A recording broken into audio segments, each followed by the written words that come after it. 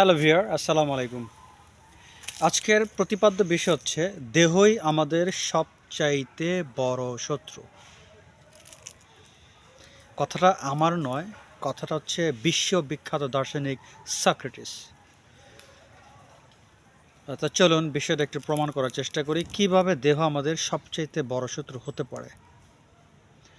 দেখেন, জন্মের পর থেকে কবরে যাওয়ার আগ পর্যন্ত যারা হিন্দু আছেন বলতে পারি শ্মশানে যাওয়ার আগ পর্যন্ত দেহ আপনাকে একটা মুহূর্ত স্বস্তি দিবে না, আপনাকে চাকরের মতো খাটিয়ে ছাড়বে।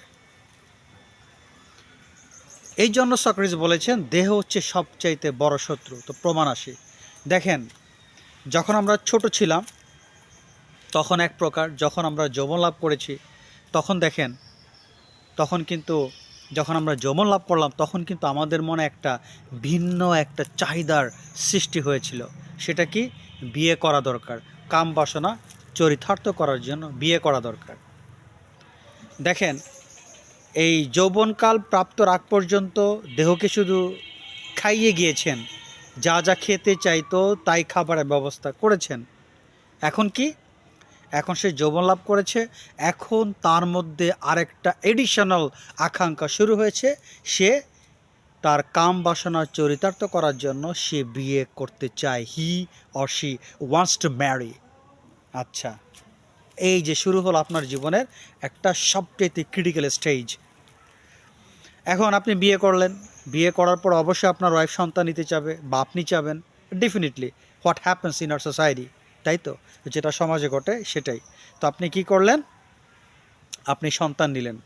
সন্তান নেওয়ার পরে এখন সন্তানকে লালন পালন করতে হবে, বড় করতে হবে। এর মধ্যে আরেক সন্তান হয়ে গেল।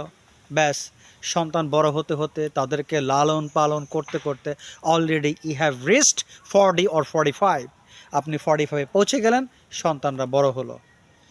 আচ্ছা, তারপরে দেখা যায় সন্তানরা এস্টাবলিশড হতে হতে আপনার age 50।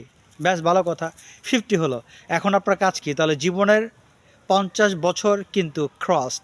50 years have passed from your life. জীবন থেকে 50 বছর শেষ।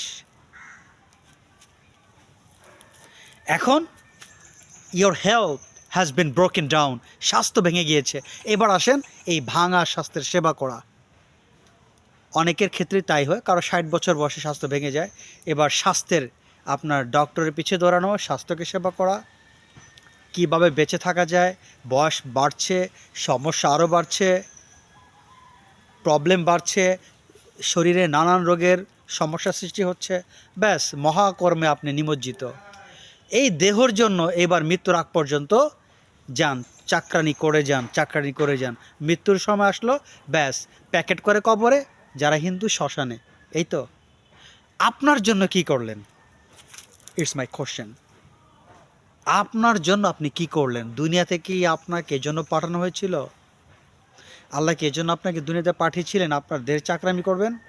আপনার তো অনেক বড় দায়িত্ব ছিল। নিজের আত্মিক ডেভেলপমেন্টের জন্য আপনি কি করেছেন? আল্লাহকে পাবার জন্য আপনি কি করেছেন?